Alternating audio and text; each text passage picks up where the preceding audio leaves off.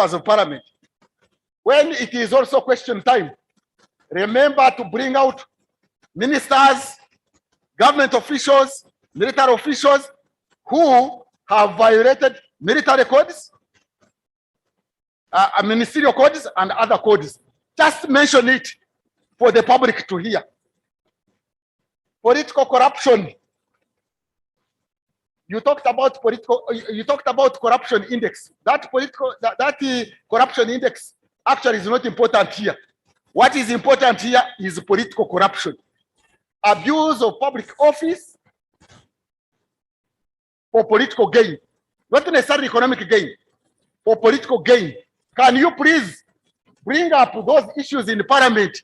People abusing political office for political support gain. The constitution should also be an instrument of strengthening the state. But otherwise, I appreciate the challenges of impunity, and parliament should fight impunity, most importantly, political corruption. You have defined corruption minimally to mean embezzlement, economic corruption, financial corruption. You have left out political corruption. You should now embark on political corruption, put the IGG to order to look at political corruption. Where did we go wrong? And we have this Maram Foundation law, whatever. And we have got the militarism. I somehow talked about militarism when I said the constitution should be made under civil norms. Militarism is not only by NRM. Obote did it in 66. It was somehow done in 67. It was done in 1995. It was done by the British. Militarism should be curtailed somehow through enacting, making laws, and making constitutional provisions against militarism. So in the amendment note, militarism. Militarism is not necessarily the military. It is the norms and practice of using the military in political competition. Are we saying the constitution alone will solve the problems? No. We should also go and preach the gospel against using the military in political competition, so that we have a military-free constitutional making and amendment process. I agree that the elephant in the room in Uganda is the military. But quite often when you are discussing constitutional issues, democracy issues, you leave out the military. For example, why is the military still in parliament?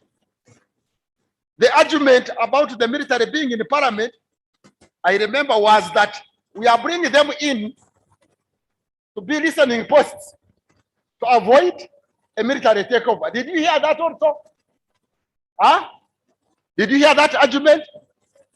Was Rupa overthrown by the military? So, sorry, was Obote in 1985 overthrown by the military? Yeah? Are you aware that between 1981 and 85, the military was in parliament? Actually, they also had 10 representatives. The military was there. Wita Joka was there. Tito Kero was there. Maybe Basilio was there. Other military people were there. Why was the government overthrown? So the reason that they are there to stop military coups does not hold water, because they were there in 1980s and Obote was overthrown. So we have to look at the question of militarism, the elephant in the room, so that we have civil order. But the military is not used by NRM only. It was used in 66, it was used in 67, it has been there in 79. We had the military. Realities of Uganda. Some of you are actually pointing out the realities of Uganda. Can we point out these realities of Uganda and address them squarely? Yes, but you are also divided like opposition. The reality of Uganda is that you are also divided Instead of looking at the elephants in the room, you are looking at the hairs in the room. You are looking at small animals in the room when there are elephants in the room. Can you please sit down, identify the elephants in the room, concentrate on the elephants in the room, and then the other ones are secondary. The primary thing should be elephants in the room. If you want, you can consult us. We shall tell you the elephants in the room. And then you prioritize elephants in the room. You stop going for the cats and hares and antelopes and rats in the room. There are elephants in the room, and the military is one of them. The political context, I appreciate. Citizens, you see, we don't have citizens in Uganda. Most of Ugandans are civil subjects. A citizen is somebody who understands the environment he or she is in and seeks to address it. Can we please conscientize the people so that they are citizens and not merely subjects waiting? In Uganda, you find people sitting on the face. They are always saying, hey, why are you not talking about these things? We no longer hear you. Hey, what are you doing also? Can you be a citizen and not a subject? And if you wait for others to do it, in 1980, I was partly 79, 80, I was in HSC, but I was transiting to the university, and I was in UPM, and we used to say, when we were being constrained from participating in political campaigns, and other people were saying, for us, we are going to participate, we would tell them that, giving an analogy, that like if you are in a flat, if you are in apartments, and you tell people that there is sewage going to burst at point Y, and they refuse, you wait when the sewage bursts, all of you will be in trouble. So all of us are going to be in trouble. Those who are laughing, those who are taking it for granted, those who think everything is okay when it's not okay, you wait. When the sewage bursts, all of us will have the smell. Thank you very much. As I conclude, Madam Moderator, the best constitutions in Africa have been made when the incumbent was weak. I repeat, the best constitutions in independent Africa have been made when the incumbent was weak. Benin has a good constitution because it was made at a time when the incumbent was weak. South Africa was made when actually de Klerk was about to hand over power. He was already weak. Kenya, they made a constitution when Moi was at his weakest. But when you have presidents who are still very strong, and if they don't believe in foundational principles and ethical principles of making a constitution, there is a very big challenge. I am bringing it to you. I am not telling you to give up and say, if we still have somebody who is still strong in the sense that he has got coercive machinery behind him, therefore we should give up. That is not what I'm suggesting. I am saying the struggle continues. I thank you very much.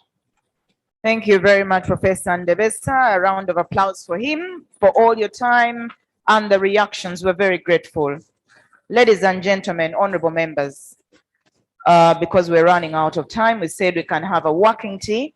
For now, may I invite the Honorable Dan Wandera Ogalo. He's a former member of parliament. He's also the managing partner, MS Victoria Advocates and Legal Consultants. He's going to be presenting on what key legislative reforms are required to improve Uganda's political landscape. I know that many members have been asking about this. May I also invite the party leaders who are going to take part in the panel discussion to take their seats so that the Honorable Wandera makes the presentation while they are taking the seats. Mr. Saddam Gaida, People's Progressive Party, you're very welcome. The Honorable Jimmy Akena, the President of the Uganda People's Congress. Jeno Mugisha Muntu, the President of the Alliance for National Transformation. The Honorable Anna Adeke, who is representing the President of the Forum for Democratic Change, and the Honorable Asman Basalirwa for JEMA. I would like for them to take up their seats as the Honorable Wandera makes the presentation, and then we'll go into a panel discussion. That panel discussion is going to be moderated by none other than Patrick Kamara. Thank you.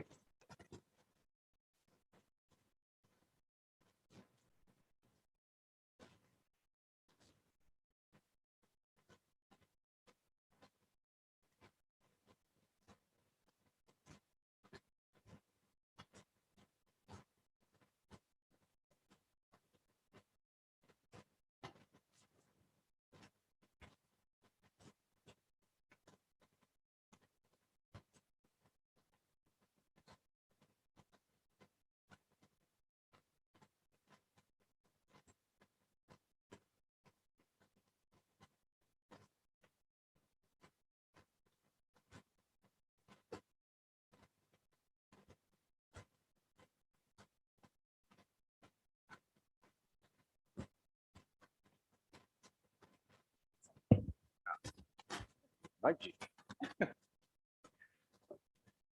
Leader of opposition, leaders of political parties, honorable members, ladies and gentlemen, it's a pleasure for me to be given this opportunity to be here to share some views. The topic I was given, as you see from the program, I would only wish to add that there were some, the letter also said it should be in the context of what key legislative reforms are required to improve Uganda's political landscape, what can be achieved through the legislature. Is it a constitutional overhaul or merely electoral reforms? How have other attempts fared ahead of the 2006, 2021, 2011, 2016, and 2021 elections? So it is in that context. It is in that context that I will be making my presentation.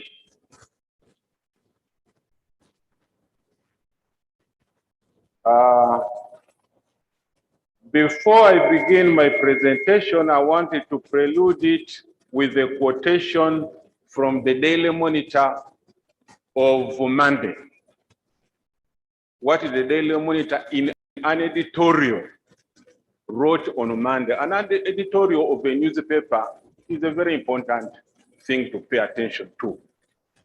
And this is what the editorial of Monitor of Monday wrote about this workshop. Members of the opposition political parties are expected to converge in a workshop to moot ways for a fresh push for constitutional and electoral reforms.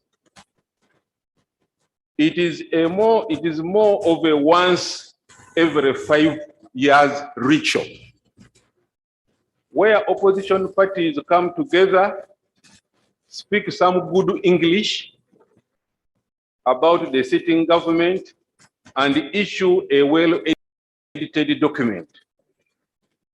It can be a tiring exercise to follow, considering that what is going to be discussed may not be different from the events held prior to 2001, 2006, 2011, 2016, and 2021. In fact, most of the resolutions, however good, are never adopted. Nonetheless, every small success in improving the hygiene of our elections should be uploaded. Uganda's record on reform since 2001 clearly demonstrates lack of political will to address fundamental flaws in the country's electoral laws. The fear of the sitting government is that a fair playing field could lead to loss of power. That is how the monitor contextualizes this workshop. In other words, there are very big challenges. Therefore, in the context of the discussion, I looked at it from various interventions before the years, before every electoral cycle. First, I looked at the Professor Sempebwa Constitutional Review Commission of 2004. Two, I then looked at the political parties which got involved prior to 2011. That was Conservative Party, JEMA, Uganda People's Congress, and the Forum for Democratic Change. The four political parties came together and instituted an audit of political, legal reforms required for good governance prior to 2011. I served on that committee. We came up with the proposals, and later on, I was instructed to reduce those proposals in private members' bills to make it easy for Parliament to enact those reforms. I drafted the Constitutional Amendment Bill, Presidential Amendment Bill, Electoral Commission Amendment Bill, Local Government Election ready for introduction as private members' bill. Prior to 2016 elections, I looked at the Citizens Compact. Civil society organizations went all over Uganda, meeting Ugandans, collecting views, and came up with a compact on what reforms they wanted. They produced a book. I have also given it to you to guide legislative reforms of our system. The other one was the special. Honorable members, let us speak our tea quite silently so that others can pay attention to the presentation. Thank you. Then, again, prior to 2016, there was a special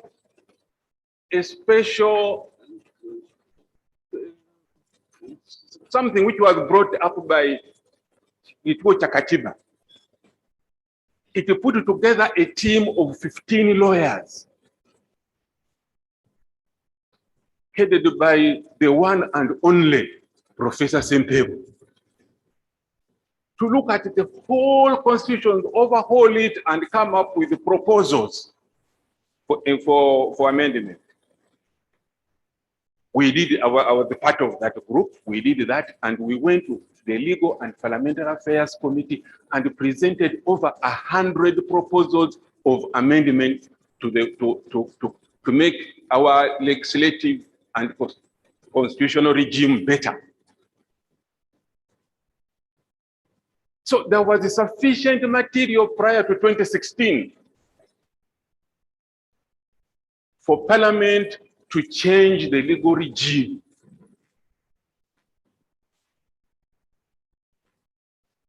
But then prior to 2021, there was the Nwagaba Constitutional Amendment Bill, also containing a widespread on how to reform our system. And what has been the What has Parliament done about all these interventions? You look at the amendments Parliament did in 2010 on the Presidential Elections Act, Parliamentary Elections Act, Electoral Commission Act, and you find very little was picked out of all these proposals, very minor things.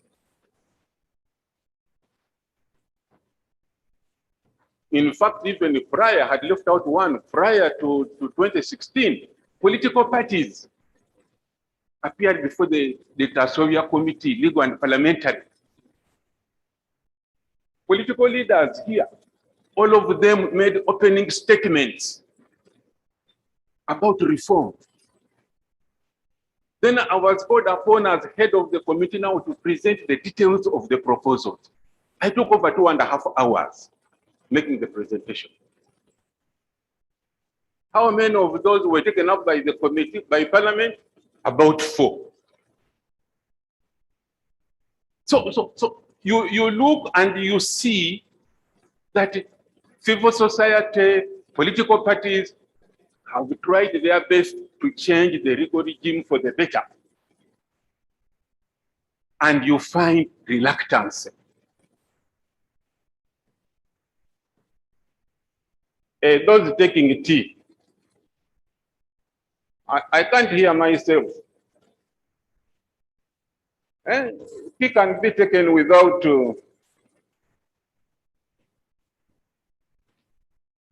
So now let me then touch on what are the salient factors in all these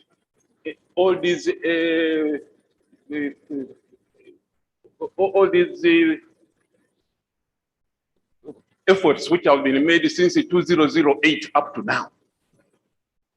There are certain things which are common through all of them. And I will try to be very fast because I know we are running short of time, but I'll try to be very fast and try to touch on those which are common and where everybody is saying we should go. The first one is the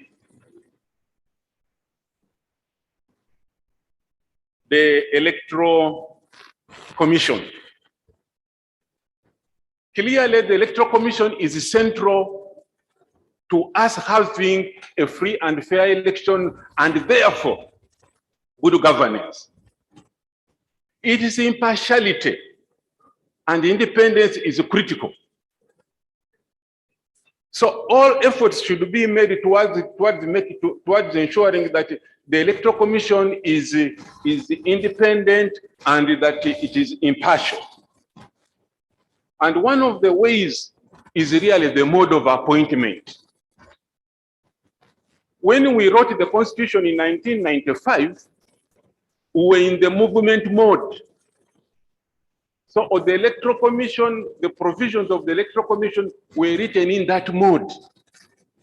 We are now in a different multi-party system. So there must be a change in how Electoral Commission is constituted. It must be changed to reflect the changed political system.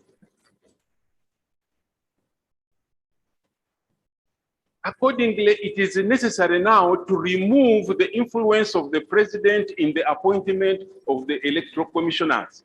And all these provisions, when you look at them, you will see that the thrust is towards the Judicial Service Commission being in charge of constituting and appointing electoral commissioners via advertising and open vetting in Parliament.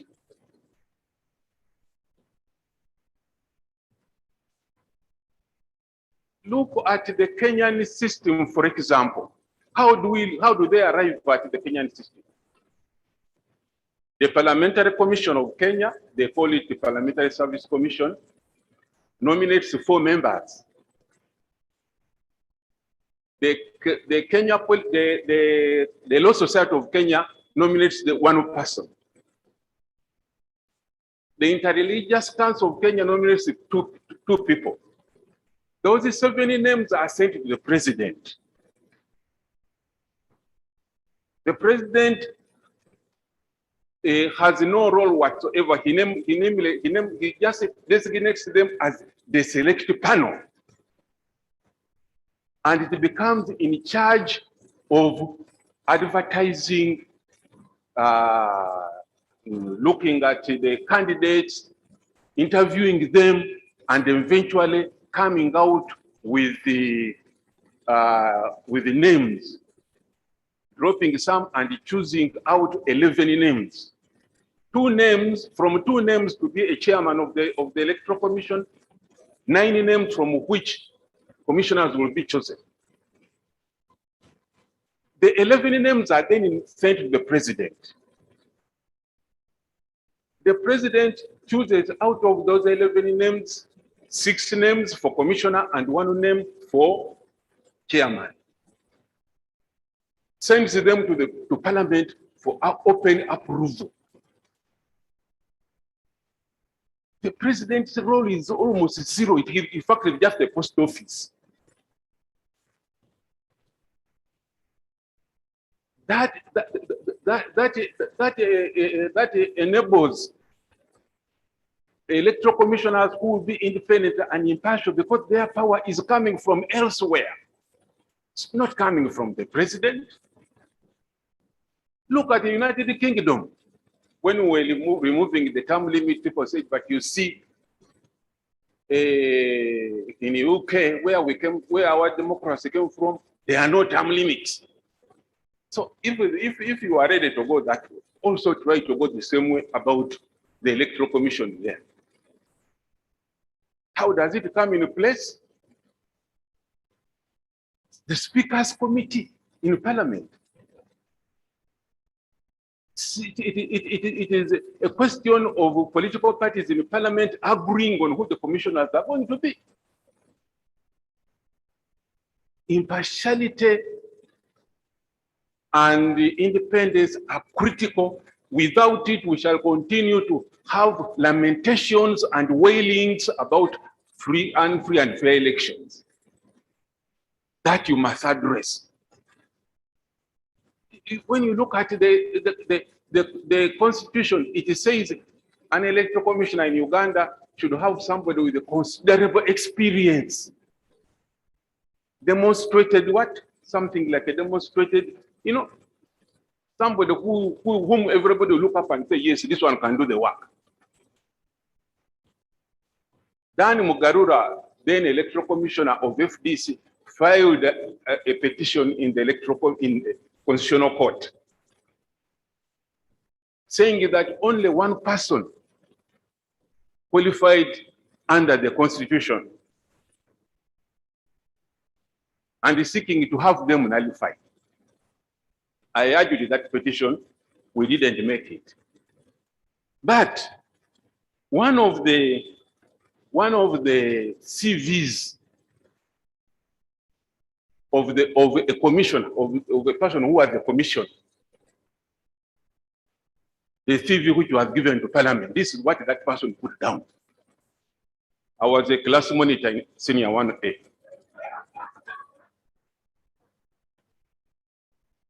I was the representative of education in Senior 2. I was the Minister of Education in Senior 5. Then after that person left Senior, got to the university, started working. Now that person is giving the considerable experience. I was the patron of the entertainment club, choir master, staff minute secretary, member of the school finance committee. That is a commissioner whom the Constitution says has a considerable experience in electoral affairs. And you, Parliament, said, yes, this is the one. And the court said, Ogalo, you are wrong. Let these people do their work. You must address this place first and foremost. That's where problems are. If we want governance, if we want to reflect, we must go for an independent electoral commission. Number two, financial resources of the electoral commission. Article 155 of the Constitution of Uganda, inbuilt there was to ensure financial independence of this commission. All constitutional petitions, all constitutional commissions, their budgets are supposed to be determined by Parliament. That is what Article 155 says.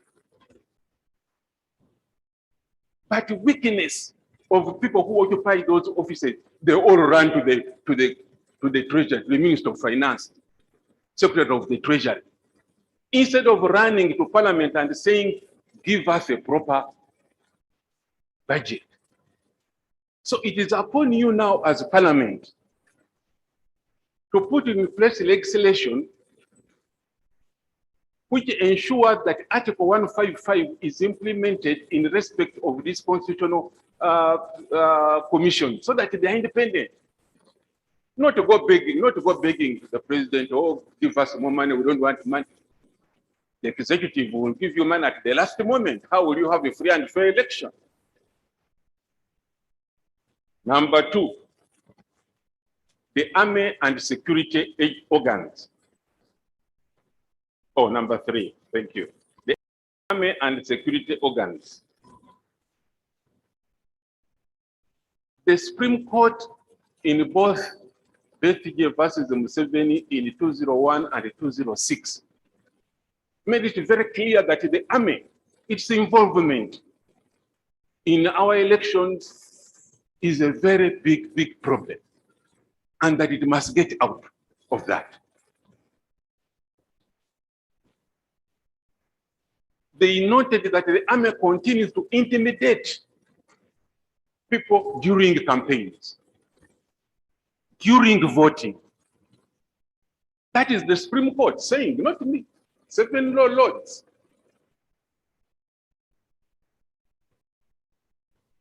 And then after the elections, they make it impossible even for the petition to be filed. Preventive arrest. Happened to PSEKE, happened to BOBI.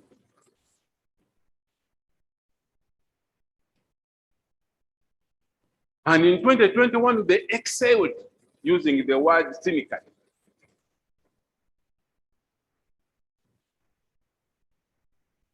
"54 Ugandans extrajudicially killed." So the army is a problem in the electoral process. So the way out, and I speak this about remembering the 1993 constitutional elections. There were general elections when there were elections to the Constituent Assembly. At the polling station, the presiding officer had authority to appoint what was called an election constable. Somebody from the locality who would ensure that there is order. There were no policemen at the polling stations. There were no army. And there was, I think, only 2 petitions after that general election. It is possible, if there is a will, to remove the army and we handle our elections ourselves.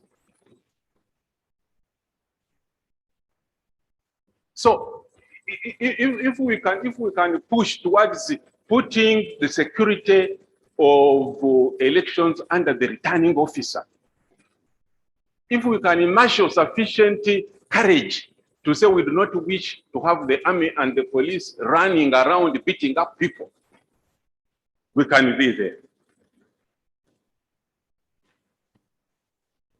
Ultimate responsibility for security during elections should be a matter for the returning officer and the Electoral Commission, not the army commander or the Inspector General of Police. Number 4, tenure of the president.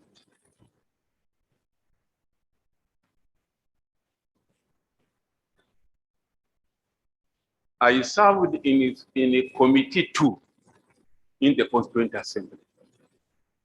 The Constituent Assembly was divided into 5 committees and allocated. I served in committee 2, which dealt with the executive, legislature, and judiciary. I recall very well about tenure, about this tenure of a 2-term limit.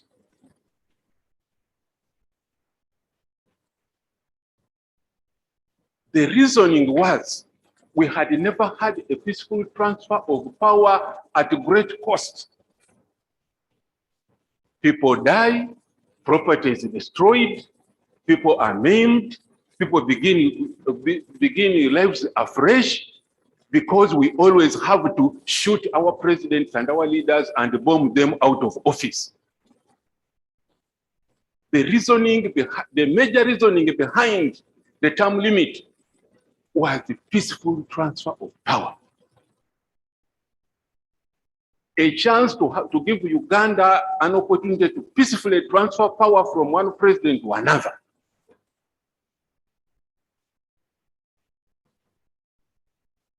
And it was arrived at by consensus. There was not even any quarrel about it. It was an accepted thing.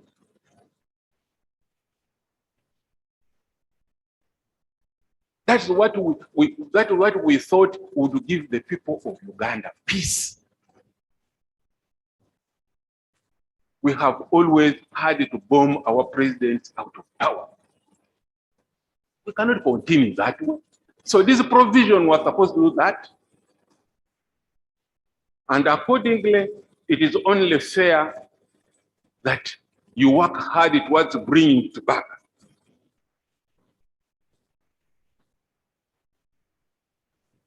And when you bring it back this time, do something we failed to do in the Constituent Assembly. Entrench it. Entrench it so that it requires approval of 3/4 of the district councils in Uganda, plus a referendum. Professor Ndebesa said, I think we were naive in the Constituent Assembly. We may have meant well, but we may have misread that the people are not all good.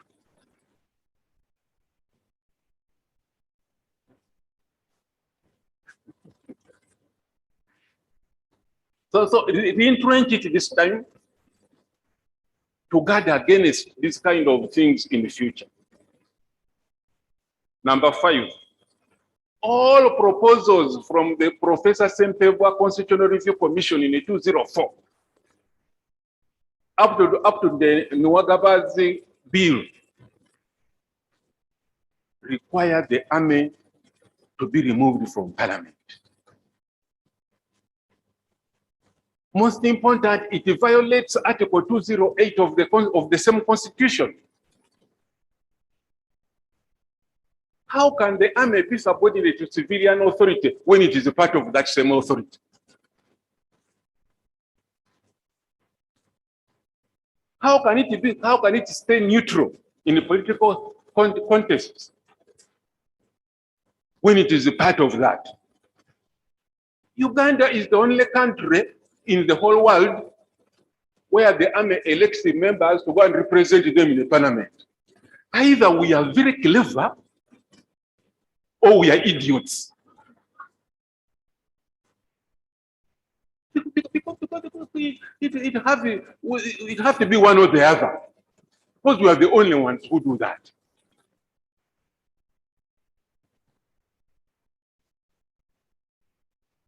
Solution is just to improve the landscape the army must leave Parliament. And the Professor Ndebesa was right.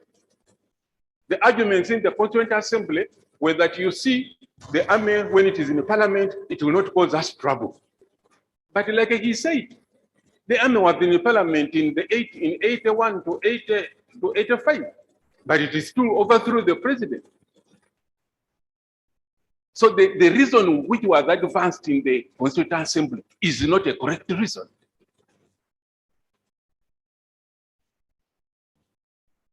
Even individual members get into trouble. Didn't General Tumukunde get into trouble? Then Nyefuza in trouble. Why do you then want to expose individual officers to trouble by putting them in politics? Number 6. The basic electoral unit must be the constituency.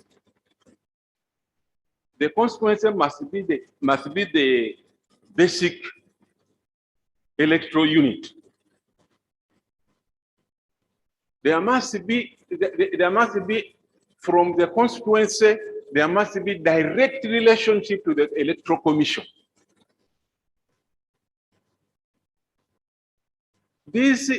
Putting this district in between there is a cause of problems. And I'll give you an example, I will justify it. In 2006, Besigye versus Museveni, at the very beginning when I was presenting the case for the petitioner in the Supreme Court, I made an application and told the judges, I need the reports of all the all returning officers.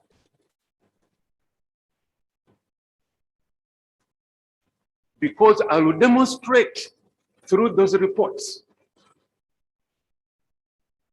that white collar cheating happened at the district level.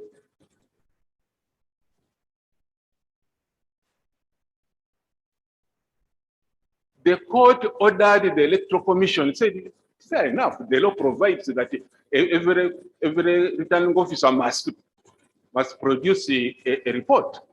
Give them to Ogallo.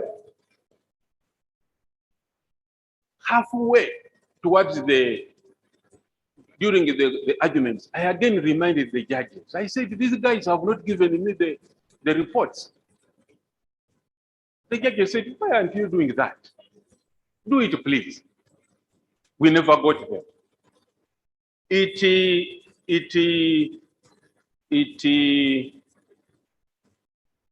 In their summary judgment, which I've made available to you, the judges specifically said, I have it somewhere.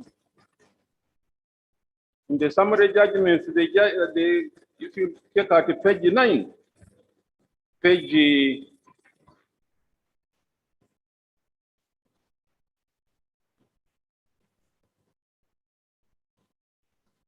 Where can I see?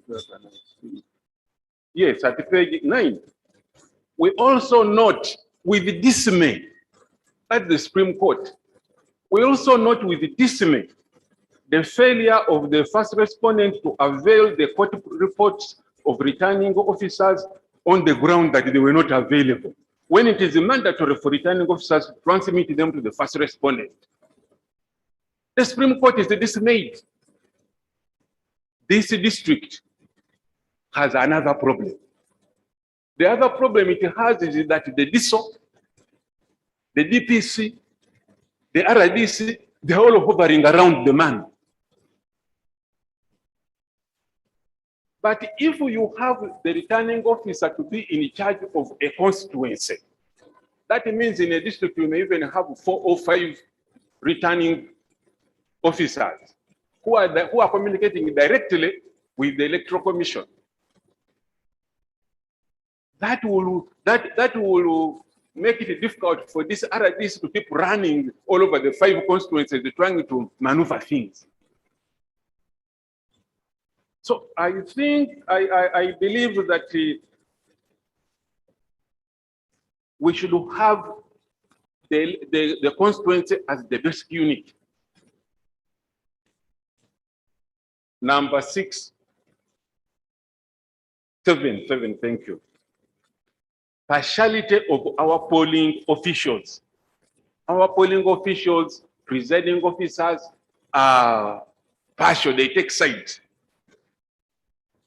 And in the case I've talked about in the PSEKE 206, again, the Supreme Court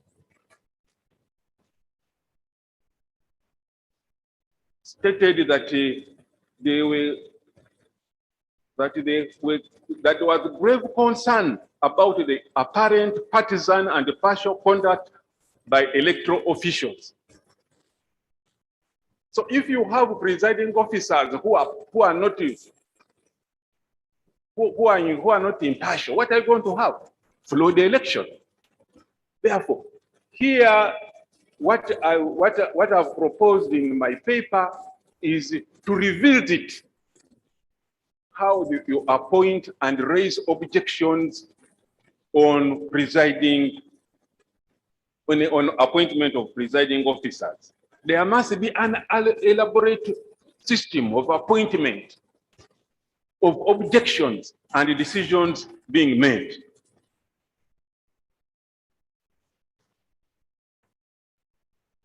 Number 8, size of parliament. Again, from the Professor Sempebwa Commission, there is that thread, parliament is too big. And the proposals have been made differently by different people. There are those who say from every constituency, just elect one man, one woman. Every district. Hey, just have one man, one woman. Forget the rest.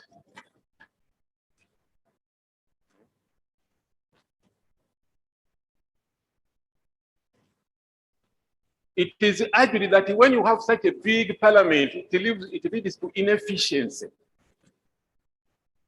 and effectiveness. If you are being given 3 minutes, stand up 3 minutes, sit down 3 minutes, what can you contribute in 3 minutes? 2. How can you be effective? This didn't happen when at least me and Mugisha Muntu, they are served in the parliament of Uganda. You could go on 10, 15 minutes, 20 minutes, because we were fewer. Now for you have got that pressure because you are many.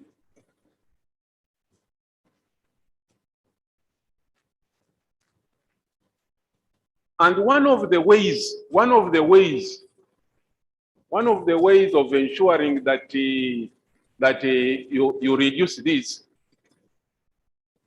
is to make sure that we go by the Constitution, Article 63, which talks about how constituencies come into effect. There, according to the Constitution, there must be a demarcation after a census. Only. You cannot create a constituency the way you people have been creating them. There must first of all be a census, a national census. Then when out of that national census, there is a demarcation of constituencies. In the case of Honorable Eddie Kwizera versus the Electoral Commission and the Attorney General, Eddie Kwizera was challenging the election of the 6 new municipalities, those elections of 2018 in the Constitutional Court, saying they were wrongly created. And one of the reasons I advanced was this article that you cannot create in response, you cannot create constituencies when there has been no census. The Constitutional Court agreed. The Attorney General went to the Supreme Court. The Supreme Court dismissed the appeal. In fact, when you look at it seriously, there are only 214 demarcated constituencies. That's what the law is concerned. 214. The other ones we have been doing chin.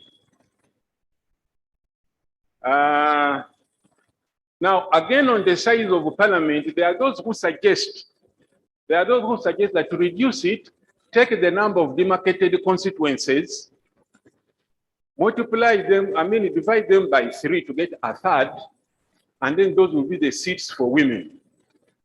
So that if there are 300 demarcated constituencies, a third of that will be 100 seats for women. Then you go via proportional representation. By the way, Professor, proportional representation was introduced by the late Paul Semwogerere in the Constituent Assembly. He argued for it.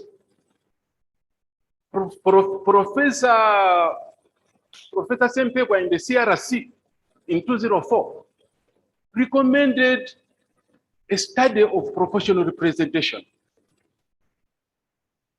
It is something we must give serious note to. In the Constituent Assembly, all of a sudden, we just got excited and said, and the thing ended there. But Professor Davis, what he says is true. This could solve a lot of our problems.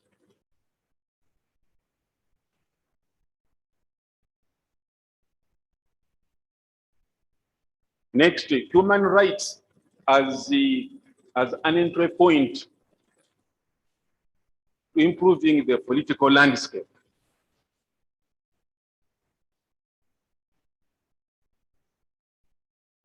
You know, the Constitution says these are fundamental rights.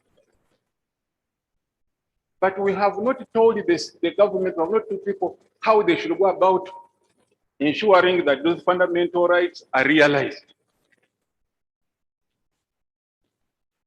So we should now approach the question of, yes, they are there in the Bill of Rights, but what should you do? What shouldn't you do? Maybe if we had told them, the people who died in November 2021 would not have died. Number 10. Ministers should be ex-officio members of parliament with no right to vote. The earliest proposal is actually 1999 in the Mugisha Muntu Onapito Constitutional Amendment Bill, 1999. These two members of parliament moved this private members bill to have a separation between executive and parliament. It was referred to the committee. I was the chair of the Legal and Parliamentary Affairs Committee. I represented the report supporting Mugisha Muntu's bill. The essence of it being that we must have a separation of powers. Let the executive do its work, let parliament do its work. When you bring these two together, they start overlapping, you run into trouble of people influencing. You have 70 ministers. The executive begins with 70 votes. You already disadvantaged as parliament.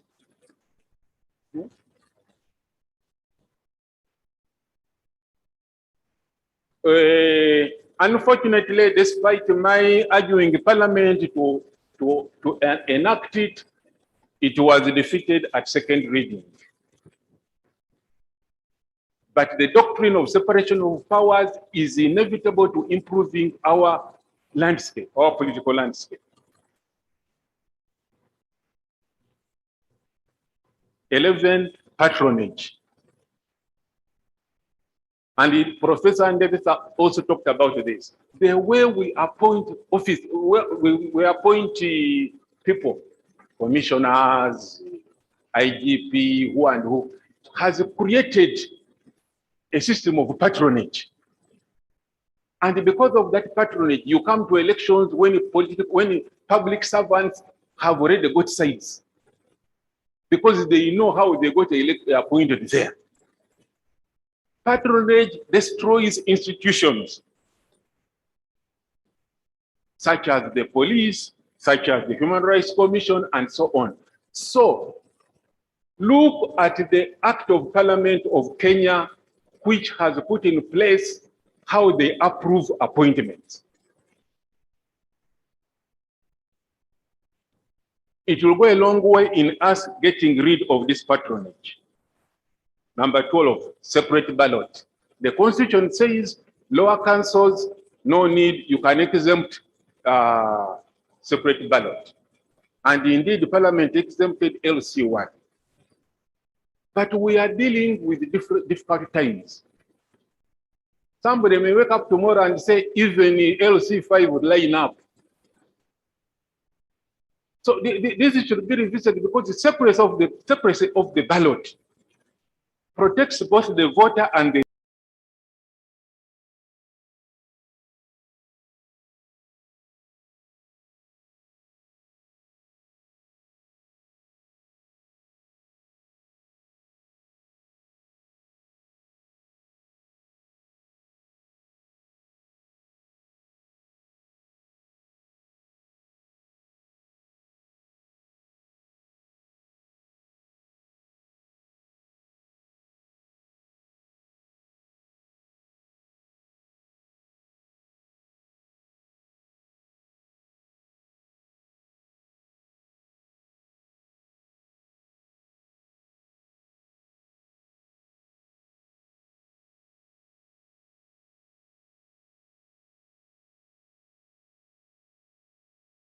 leader. It allows the free expression of the people, even if that's LC1, you need that secrecy. If the chairman LC1 is the one who is going to recommend whether you are going to go to be recruited in the police, are you going to vote against him when in a line?